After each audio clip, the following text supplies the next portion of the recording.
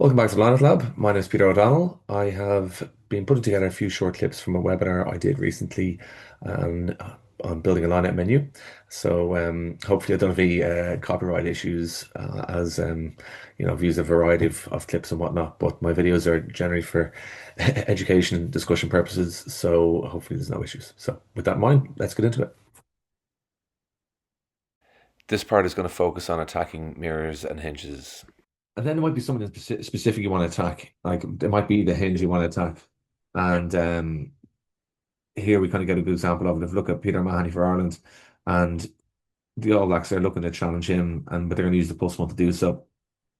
And so they're going to get them to bite, and then just get it's actually fairly minor. Like he just has to take one step with his right foot.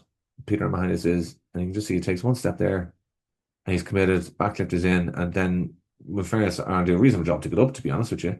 But it's just enough for the Kiwis to kind of win the ball. And similar sort of thing here. I was on a 5, now we're looking kind of six, now we're kind of looking kind of 6s. How can we kind of challenge? How can we challenge in the middle? So you look at third last man in the line for Ireland. He's on a hinge. He's on the back lift. He's also on the front lift. So get them to bite forward. There's also a bit of movement back. +1 comes in. And hard to compete, hard to defend that. So there's loads of things that we need to kind of be conscious of doing, or what we can be conscious of, and of how teams defend. Like how do they, or who's going to bite, and how, what way they're likely to track, and then it's the speed to move off and just in behind in that next second one, which makes it really hard to defend. Here we see Scotland, and they're doing this a lot. I love watching Scotland at the moment in terms of lineout. I know they're a bad day at the office against Italy, but I like what they're trying to do in France as well. You know, in terms of the +1s, we see how the scrum halves change a lot. So I really like these sort of pictures. So I'll play it through. It's probably easier, and then you can kind of slow it down.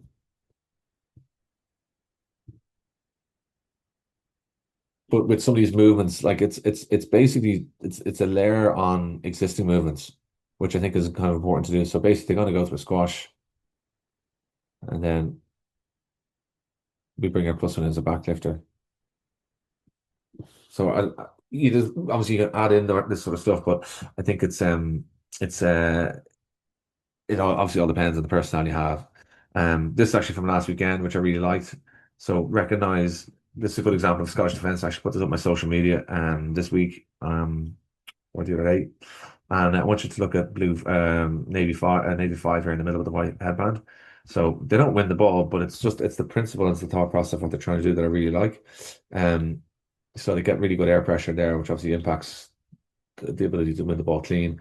So he's conscious of Itoje. So once there's a shift, you recognize, well, look, okay, if Itoje was to go up there, I have him, as in I'll go up and take him or go up and compete with him. But once there's any sort of slip, which he slips now, he's just thinking of the front lifter, i.e., this man here. So once he doesn't follow Itoje, he knows, right, well, now I'm going to be front lifting, and because we're going to potentially go in the middle back. So you have to recognize how teams defend in that sense as well. Are they good at moving as a 5? So, for example, like unlike the All Blacks one that I showed you, where these two don't move as smoothly, do the defense move as a collective unit to defend? Can they defend the space in behind? Or do you need to go further to create that space?